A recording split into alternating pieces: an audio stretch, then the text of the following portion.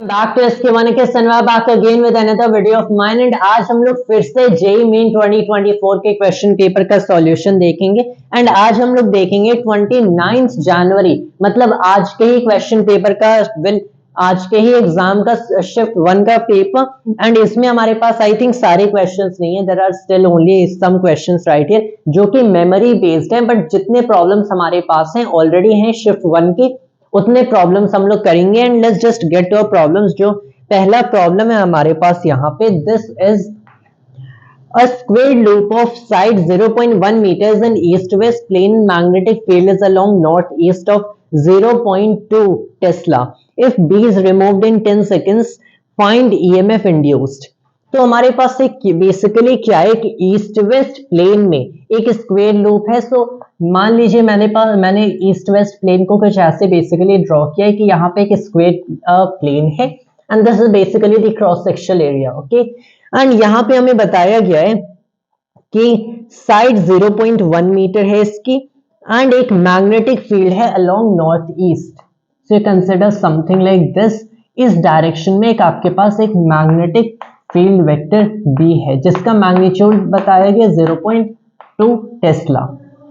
अब उसके अलावा क्या हमें बताया गया कि इस चीज को, इस प्लेन को या फिर इस मैग्नेटिक फील्ड को हम लोग रिमूव कर रहे हैं 10 सेकेंड में। सो इधर way that is well equivalent.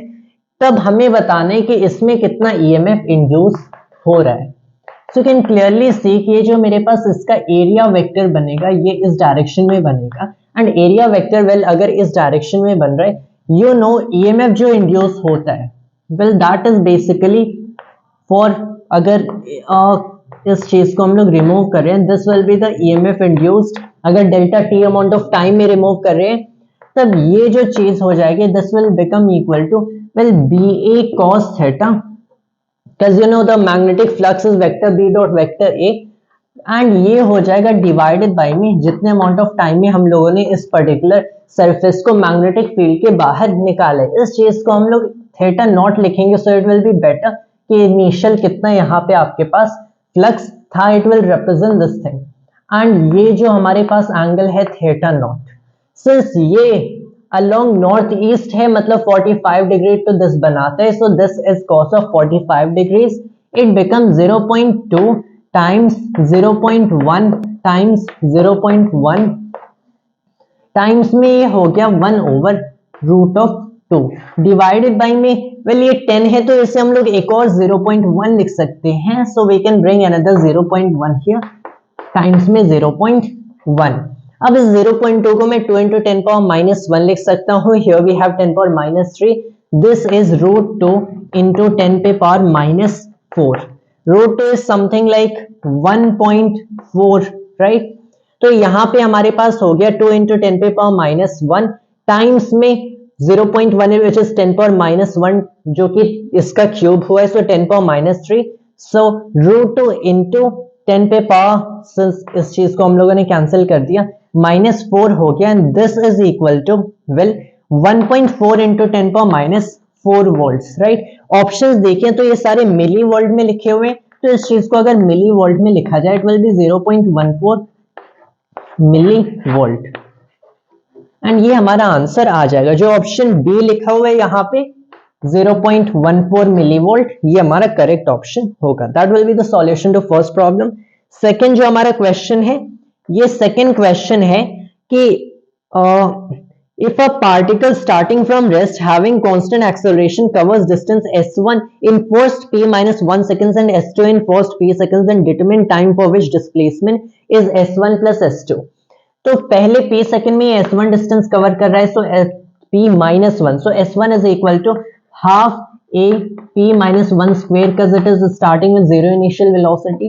s2 बताया गया in p seconds only, so half a p square। दोनों को ऐड करेंगे तो ये जो डिस्प्लेसमेंट मिला कितने टाइम में कवर होगा, so it is well half a p minus 1 square plus half a p square which should equal this particular displacement in time t, that is half a t square। तो यहां से in terms को cancel कर दो, you find out कि t हमारा basically हो जाएगा the under root of p minus 1 square plus p square अब ये p minus 1 square plus p square, this should become equal to the square root of 2p square minus में p and plus में 1. This should be your answer. यहाँ पे options match करें, the square root of 2p square plus 1 minus p. यहाँ पे जो हमारा ये वाला ऑप्शन है, इनफैक्ट जो सी ऑप्शन है, it is written clearly as the square root of p minus 1 whole square minus p. Sorry, यहाँ पे अगर ऑप्शंस परफेक्टली मैच किया जाए, so I think there is some inconsistency in the option, the options may will be wrong क्योंकि ये memory based है. So I think what we have done here is completely correct as far as I can see. No, here should be a 2 right here. यहाँ पे if you expand this p minus 1 whole square, it will become p square plus 1 minus 2p. So I do make these silly mistakes a lot. यहाँ पे जो option हमारा A होगा, the square root of 2p square plus 1 minus 2p, ये हमारा correct option हो जाएगा. So these kind of silly mistakes are they basically occur to everyone. Okay, next question देखते हैं. Solid sphere of radius 4a units is placed with the center of origin two charges minus 2q at minus 5a comma 0 and 5q at 3a comma 0 is placed. If the flux through the sphere is x q over epsilon naught, find x. तो यहाँ पे अगर इस sphere का, solid sphere का radius 4a units है and एक charge को 4a के बाहर दैट इज माइनस 5a पे रखा गया, दूसरा इसके अंदर 3a पे रखा गया, तो बाहर की वजह से कोई फ्लक्स होगा नहीं, जितना फ्लक्स होगा वो अंदर की वजह से होगा. एंड अंदर हम लोगों ने चार्ज कौन सा वाला रखा है, 5q रखा है. एंड यू नो कि इलेक्ट्रिक जो फ्लक्स होता है out of any closed surface, वो उसके अंदर का जो टोटल चार्ज इंक्लोज्ड होता है ओवर एप्सिलॉन नॉट. यहाँ पे फ्लक्स बताया गया है कि ये फ्लक्स बेसिकली है x Q over epsilon not. And हमें पता है कि टोटल चार्ज जो कि हम लोगों ने अंदर रखा है वो तो इतना है, मतलब x आपको 5 मिल गया. x should be 5. Next problem ऐसे ही देखते हैं. जो नेक्स्ट क्वेश्चन है हमारा, consider the two statements, assume density of water to be constant. Statement 1, a capillary tube was dipped in hot water and then dipped in cold water. The rise is higher in hot water. Statement 2, capillary tube is first dipped in cold water and then in hot water. The rise is higher in cold water. बताने की कौन से statements true हैं, कौन से false हैं. सो यहाँ पे जो हाइट बेसिकली होती है when the capillary tube is dipped inside water और एनी सच लिक्विड, ये बेसिकली प्रोपोर्शनल होती है to the surface tension. And आपको पता है कि सरफेस टेंशन जब आपका इंक्रीज होता है, well let's not even consider surface tension, you consider temperature. जब टेम्परेचर इंक्रीज होता है तब सरफेस टेंशन डिक्रीज होता है एंड वाइस वर्सा. इसका मतलब आप क्लियरली देख सकते हो कि हायर हाइट के लिए आपके पास ज्यादा सरफेस टेंशन चाहिए, जिसके लिए कम टेम्परेचर चाहिए. मतलब हायर हाइट आपका कॉरेस्पॉन्ड करेगा कोल्ड वाटर को जिसका टेम्परेचर कम है. इसका मतलब क्या, वेल इसका मतलब ये है कि जब इस कैपिलरी ट्यूब को आप कोल्ड वाटर में डिप करते हो तब उसका हाइट ज्यादा होगा कंपेयर्ड टू हॉट वाटर. तो यहाँ पे सिर्फ स्टेटमेंट आपका सेकंड सही है. सो जो करेक्ट ऑप्शन होगा हमारा, ये ऑप्शन बी होगा. Statement 1 is false and statement 2 is true. ये ऑप्शन भी आपका सही हो जाएगा. नेक्स्ट प्रॉब्लम, ये जो नेक्स्ट क्वेश्चन है, the voltage applied across the resistance R is this is 200 plus और minus 5 volts and the current passing through it is 20 or plus or minus 0.2 amperes. Then find the percentage error in resistance. तो यहाँ पे हम लोगों के पास एक circuit है, इसके एंड दो पॉइंट्स के अक्रॉस जो वोल्टेज है हमारा, this is the voltage with certain uncertainties of course. यहाँ पे जो करंट है हमारा 20 प्लस और माइनस 0.2 एम्पियर से हमें परसेंटेज एरर इन रेजिस्टेंस बताने. So what do you do, well you can clearly see कि जो percentage error well in resistance होगा, this delta R by R आपका क्या हो जाएगा, this should be delta V by V plus delta I by I. तो पहले हम आर निकाल लेते हैं. आर को निकालने के लिए you just use Ohm's law, we by I मतलब ये 10 ओमेगा हो जाएगा. Now what you do is कि डेल्टा आर बाई आर मतलब this delta R by 10 should be well equal to delta V by V. In fact R तो हमें निकालने की जरूरत भी नहीं थी क्योंकि इस चीज को ये हमें सिर्फ 100 से मल्टीप्लाई करना है. Never mind, we can just use it as r again. This should well be equal to delta v by v, मतलब 5/200 प्लस 2/200, क्योंकि it is well 0.2/20, that is 2/200 which is 7/200। And हमें पता है कि अगर ये डेल्टा r बाई आर है तो परसेंटेज एरर को बेसिकली इस फ्रैक्शनल एरर जो है हमारे पास दिस रिलेटिव एरर से 100 से मल्टीप्लाई कर देते हैं, so that you clearly find that delta r by R into 100 should well be equal to 7 divided by 2, मतलब 3.5%। एंड ये आपका करेक्ट आंसर हो जाएगा। तो यहाँ पे जो ऑप्शन ए है 3.5%, ये करेक्ट ऑप्शन है। नेक्स्ट प्रॉब्लम जो हमारे 6th क्वेश्चन है दिस, दैट इनफैक्ट ये यही हम लोगों ने सॉल्व किया। 6th क्वेश्चन है the distance of image from the mirror of focal length 15 centimeter is if magnification is half। तो यहाँ पे हमें डिस्टेंस ऑफ इमेज निकालना है, तो हमें बेसिकली फॉर्मूला पता है that 1/v plus 1/u is well equal to 1/f for this whatever mirror. अब यहाँ पे एक चीज अगर आप देखो, मैग्निफिकेशन को हाफ बताया गया है, and that of course means that you can clearly write that if this is 1/v, जो इमेज डिस्टेंस का रिलेशन होगा, सॉरी ऑब्जेक्ट डिस्टेंस का रिलेशन होगा, तो image distance that u should be equal to minus 2 times v should well be equal to 1/f, जो कि हमें बताया गया as 15 centimeter, so we are working centimeters only। this is 1/2v is equal to 1/15, and here we get that v is equal to 15/2 centimeter। ये हमारा answer हो जाएगा, और 7.5 centimetre as whatever you want to report it। जो हमारा next problem है 7th, this is about rotation। A solid cylinder is released from rest and the surface is sufficiently rough for pure rolling. It rolls without sliding down the inclined plane of inclination theta equals 60 degree from horizontal। Calculate the acceleration of center of mass of the cylinder। तो यहाँ पे एक cylinder है जो कि एक 60 degree inclination के plane के नीचे रोल कर रहा है। तो क्लियरली हमें पता है पहली चीज, यहाँ पे इसके जो वेट है उसको दो कंपोनेंट में ब्रेक किया जा सकता है। Here is mg sin theta, here is mg cos theta. Normal reaction इधर एक्ट करेगा, एंड ये जो सरफेस है सफिशिएंटली रफ है कि इसके पीछे की डायरेक्शन में इस सरफेस पे वेल क्या एक्ट करेगा, यहाँ पे हमारा फ्रिक्शन फोर्स F एक्ट करेगा, given by mu mg cos theta, where theta is 60 degrees right here. तो हमें पूछा गया है कि अगर ये एक सिलेंडर है, सॉलिड सिलेंडर है, and theta is 60 degrees, we need the acceleration of the centre of mass of the cylinder.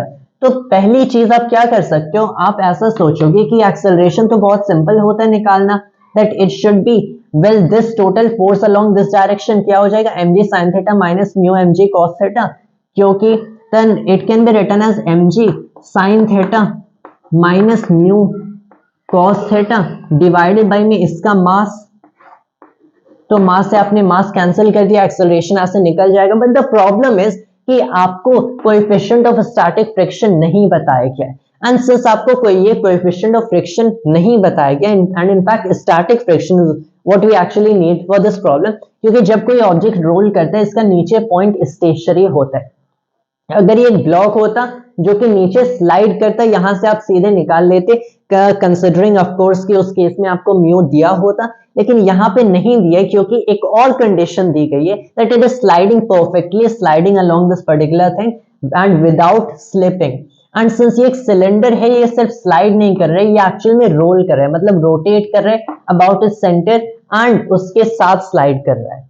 So what is basically happening is आप टॉर्क यहाँ पे कंसिडर करते हो जो कि ये फ्रिक्शन लगाएगा, इसकी वजह से कोई टॉर्क नहीं आएगा अबाउट दिस पॉइंट, जिस पॉइंट के अबाउट वेल ये रोल कर रहा है। क्यों?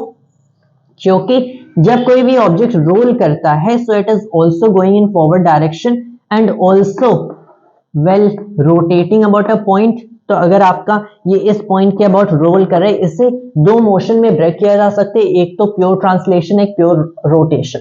रोटेशन इस पॉइंट सेंटर के हिसाब से हो रहा है एंड इस पॉइंट के अबाउट तो mg sin थीटा या फिर n या mg cos थीटा का कोई टॉर्क नहीं होगा, सिर्फ फ्रिक्शन का होगा। सो टॉर्क यहाँ पे कितना हो गया, it should be equal to the friction mu M G cos theta times में कितना ये डिस्टेंस होगा, this perpendicular distance is equal to the radius of this solid cylinder. तो इतना टॉर्क हो गया।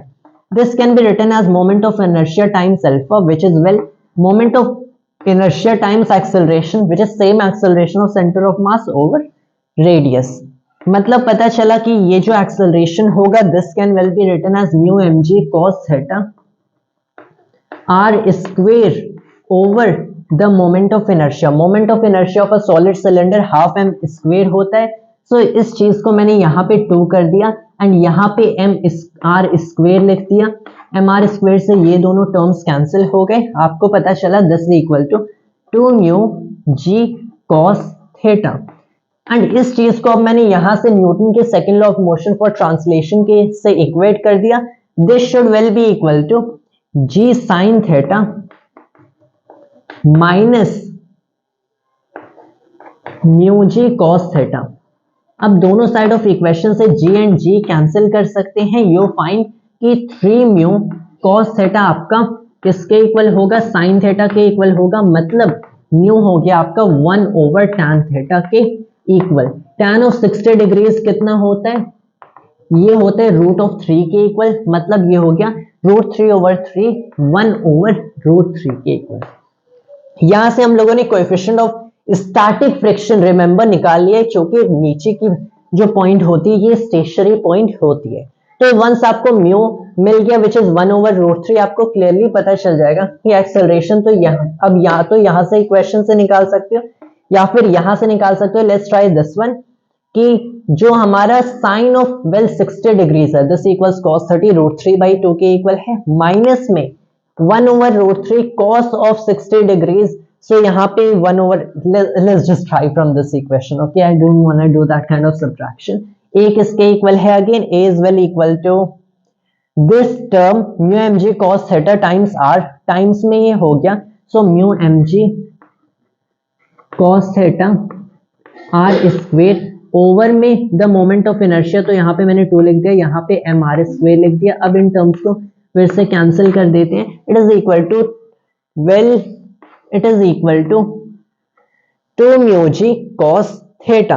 अब यहाँ पे अगर ये 2 म्यू जी कॉस थीटा के इक्वल है this can be written as 2 times 1 over root 3 times g times cos of 60 degrees which is half. तो ये हो गया आपका g ओवर रूट 3 के इक्वल। तो यहाँ पे मैंने एक्सेलरेशन लिख दिया है that it is equal to g over root 3। तो ये सिंपल सी कैलकुलेशन थी। इन दी एंड आपको बेसिकली देखना ये कि सिंस यहाँ पे ये पर्टिकुलर चीज रोल कर रही है, so you can clearly find out कि आप एक तो ट्रांसलेशन की इक्वेशन लिखोगे एंड एक रोटेशन की इक्वेशन लिखोगे by finding out torque and equating that to I alpha that is I A over are.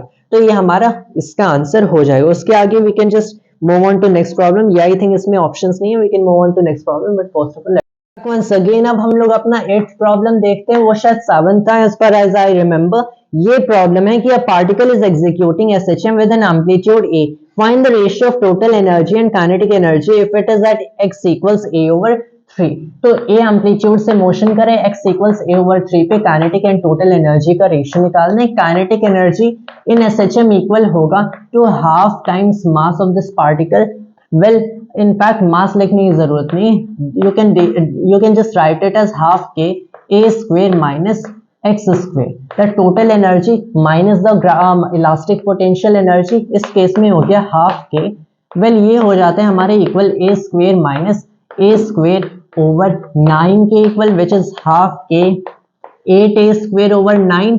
Total energy से अगर इसका रेशियो देखें so this is divided by the total energy. Total energy half के square है, so this is equal to 8 over 9। तो इस problem का ये हमारा आंसर हो जाएगा।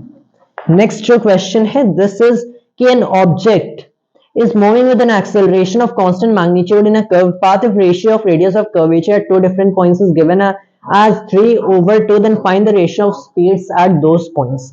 तो यहाँ पे सेम ऑब्जेक्ट है जो कि मूव कर रहा है। सेंट्रीपिटल एक्सेलरेशन का फॉर्मूला हमें पता है v स्क्वायर ओवर r। तो अगर ये ऑब्जेक्ट बेसिकली मूव कर रहा है constant acceleration well at least magnitude wise से, मतलब v square over r, v1 square over r1, v2 square over r2 के इक्वल होगा।